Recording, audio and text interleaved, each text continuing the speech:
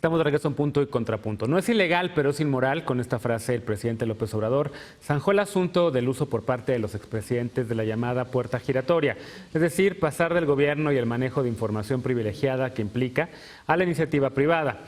Si ya no reciben pensión, ¿a qué se deben dedicar entonces los expresidentes? Veamos el contexto. Y si lo correcto fuese no trabajar para ninguna, ¿de qué viviría un presidente honesto? Felipe Calderón planteó esta pregunta luego de que Andrés Manuel López Obrador señalara, en referencia al panista, que luego de privatizar la mitad de la energía eléctrica que consume el país, el expresidente fue contratado como consejero por Avangrid, una filial de la española Iberdrola, con varias inversiones en México. ¿Cómo se le llama esto? Conflicto de intereses, coyotaje, corrupción. Calderón vía Twitter negó haber incurrido en tráfico de influencias o conflicto de interés y convocó al presidente a un debate público, pero López Obrador no aceptó. Que no se moleste, que no se disguste, que le ofrezco disculpas, pero que se les pasó la mano. El mandatario señaló que Calderón no fue el único. El caso de Zedillo, o sea, lo tengo que plantear, porque yo siempre digo lo que pienso. No se vio bien, no es ético. Durante el mandato de Ernesto Zedillo se privatizó la red ferroviaria del país y desde el fin de su gestión ha sido consejero de las ferrocarrileras Union Pacific y Kansas City Southern, beneficiadas con la privatización.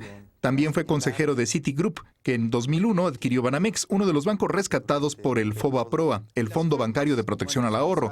La Ley Federal de Responsabilidades de los Servidores Públicos establece un año como el plazo mínimo para aceptar algún empleo, cargo o comisión. Tradicionalmente, al terminar su gobierno, los mandatarios mexicanos se retiraban de la vida pública.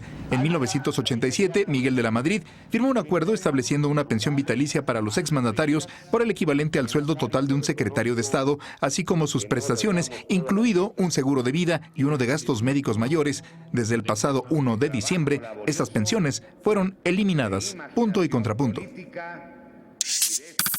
Ahí está el segundo tema de discusión, que en efecto ha sido muy comentado en redes sociales por la pugna y los dimes y diretes entre Felipe Calderón y el presidente López Obrador. ¿Qué hacer con los expresidentes? Es un tema que también otras democracias como Estados Unidos siempre se preguntan. Allá también fue el tema de la Fundación Bill Clinton durante la campaña precisamente de Hillary Clinton a la presidencia de Estados Unidos. Donald Trump como candidato sacó por ahí las donaciones que había recibido la fundación de Bill Clinton, Bill y Hillary Clinton, con respecto de gobierno, sobre todo de Arabia Saudita. ¿Qué hacer con los expresidentes?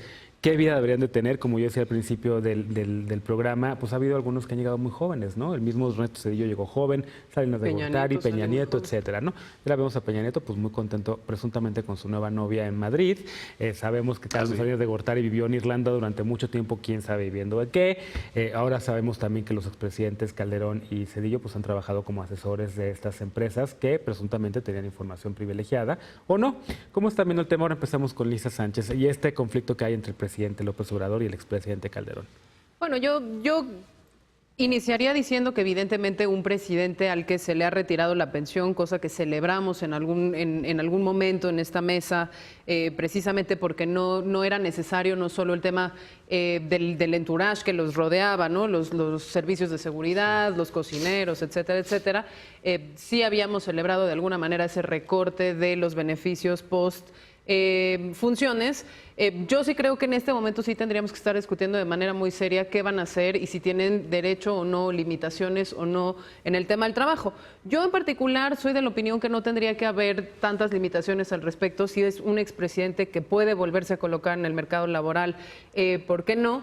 Creo que las limitaciones temporales son ciertamente una herramienta que se podría utilizar, es decir, inmediatamente después de abandonar una función específica, contratarse en la misma industria de la función, pues tiene evidentemente un toque de información privilegiada. Eso es lo que vimos, por ejemplo, con los titulares de la COFEPRIS, que saliendo, ¿no?, del periodo de Enrique Peña Nieto, pues se colocaron en la industria del cannabis medicinal, pese a que en funciones la habían retrasado, diluido, dilapidado, se habían opuesto, etcétera, etcétera, que pues ahí hay un claro conflicto de interés frente a la posición que ocupabas con respecto a la nueva incorporación en el mercado laboral. Es decir, hay derecho y debería haber posibilidad de que contrataran sus servicios profesionales en otro lugar después de ser presidentes? Sí. Pues sí. Creo que tendríamos que hacer uso de algunas herramientas como, digamos, ciertos límites periódicos de tiempo en los cuales no pudieras involucrarte en temas sobre todo estratégicos. Por ejemplo, estoy pensando en temas de seguridad nacional, estoy pensando en temas de sectores estratégicos como el energético, etcétera, etcétera. Ahora, me llama muchísimo la atención, hablando de este dimes y diretes entre presidente en funciones y expresidentes, la facilidad con la que hoy en día se recurre al tema de la legalidad, el debido proceso, las presunciones de inocencia, cuando mientras ellos estuvieron en funciones hicieron exactamente todo lo contrario. Entonces, la crítica que yo le haría al presidente Calderón en sus tweets al día de hoy es que habrá que probar lo contrario. Alguien que aprobó una reforma constitucional autorizando el arraigo, ¿no? que es básicamente la prisión sin sentencia, incomunicación, violación de todas las garantías procesales, pues durante su sexenio, precisamente para atrofiar la capacidad de investigar. Entonces, hoy estamos viendo cómo la moneda se voltea. No me da gusto, ojo, yo sí soy partidaria de las garantías procesales y todo lo demás, pero no deja de ser chistoso. Hay quien dice que es karma, pero bueno. A ver, mi querido Alfredo Lecona, levantaste la mano. De las pocas cosas en las que tendré algún contrapunto con mi querida Lisa. ¡Qué bueno! ¡Qué bueno! Creo que la pregunta está mal planteada de entrada. No es qué hacemos con los expresidentes, es qué hacemos con el conflicto de interés y con este fenómeno de las puertas giratorias. Sí. Mucha atención ahorita con lo de los presidentes, pero esto nos tiene que llevar al debate de estas puertas giratorias, que no es más allá, no es otra cosa que el fenómeno de rotación que dan ciertos funcionarios entre el sector público y el sector privado sin ninguna consecuencia y con mucha impunidad. Y digo impunidad porque ya hemos visto cómo muchos exfuncionarios que han tenido altas responsabilidades y que tienen información, estrategia y privilegiada de determinados sectores, terminan su gestión y se van a trabajar a la iniciativa privada, muchas veces en empresas extranjeras, y no sabemos realmente cuál es la función que cumplen ahí. Es tan común escuchar que están en los consejos de administración de tal empresa. No sabemos los alcances de eso, no sabemos los alcances de su injerencia y las afectaciones que podría estar haciendo al sector por algunos intereses. No sabemos, vaya, si les prepararon durante su gestión el terreno para después hacer esa mudanza de esa forma. No nada más es de quien ocupa el poder y sale y se va a una de estas empresas. En el caso del Estado de México es para revisarse con lupa y con una puntualidad que lamentablemente no se está haciendo. Funcionarios como Apolinar Mena, exsecretario de Comunicaciones y Transportes, súper ligado con OHL, y para algo más identificable, Emilio Lozoya, que era consejero de OHL mientras trabajaba ya en la campaña de Enrique Peña Nieto.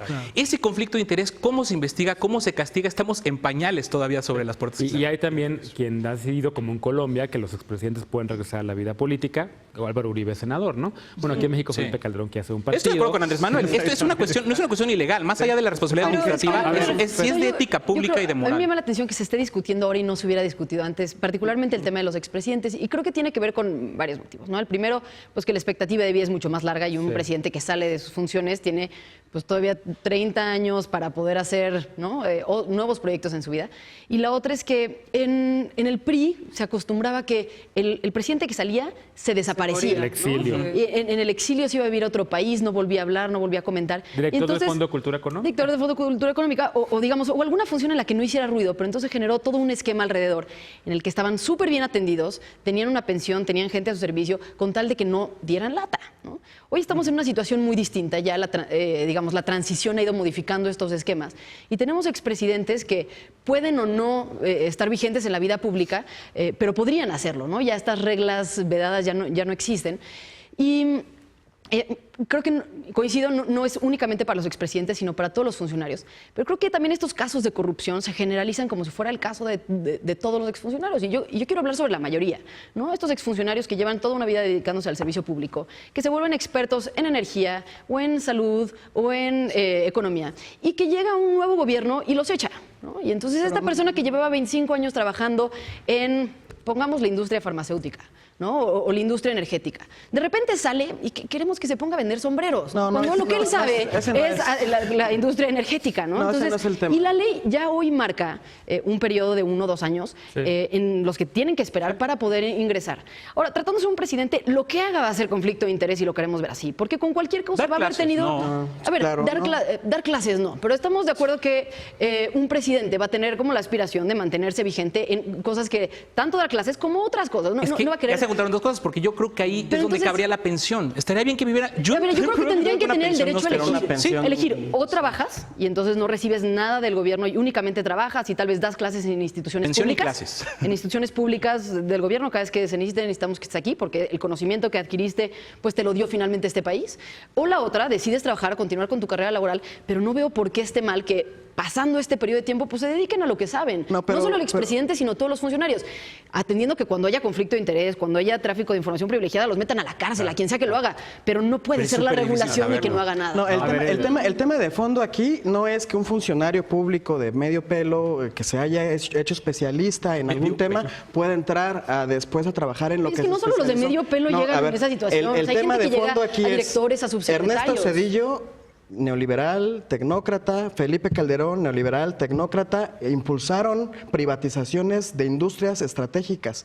Primero, recibieron financiamiento para sus campañas, lo cual nunca se investigó. Segundo, estas industrias que ellos privatizaron, ferrocarriles en el caso de Zedillo, la industria energética eléctrica en el caso de Felipe Calderón, son a las industrias a donde después, cuando salen de su función, entran como asesores haciendo no sé Pero, qué. digamos, Y yo creo entonces, que es que también estamos partiendo de muchas ahí es acusaciones donde- sin sustento. Y no es que no es Hay un debate- Pero no Hay tendríamos el dos debate hechos- si supiéramos cuál hay es la dos hechos función de, por concretos. ejemplo, de Calderón Hay dos- Pero es que estar en un trabajando consejo de en la administración, empresa de Iberdrola. digamos, Hay dos quien hechos sea que trabaje en un concretos. consejo de administración, revisa los estados de resultados, perdón, revisa las estrategias de él y opina en las sesiones. No, Es- francamente es más opaco. sobre inversiones, pero a ver, sobre... no esos son, son los no consejos son de acusaciones administración. sin sustento. Hay dos hechos concretos. Zedillo privatizó los ferrocarriles y después entró a trabajar en una como Pacific, consejero a una industria al respecto. Pero entonces, ¿en qué sí Calderón podrían trabajar? privatizó. En pues, todas las donde materias se les va a bueno, decir, bueno, es que- Cedillo está en Yale y muy bien por Y él. muy bien. ¿no? Pero O hay sea, algo es más que allá del siempre, derecho, así del presidente como profundamente persona. diferente. Ahora, No, pero es que yo creo que uno- a ver, pero no estoy hablando del presidente, porque insisto, si hablas solo Hace del 10 presidente se años- vuelve hace 10 mínimo. años- Pero son los funcionarios públicos. Alejandro Es mucho más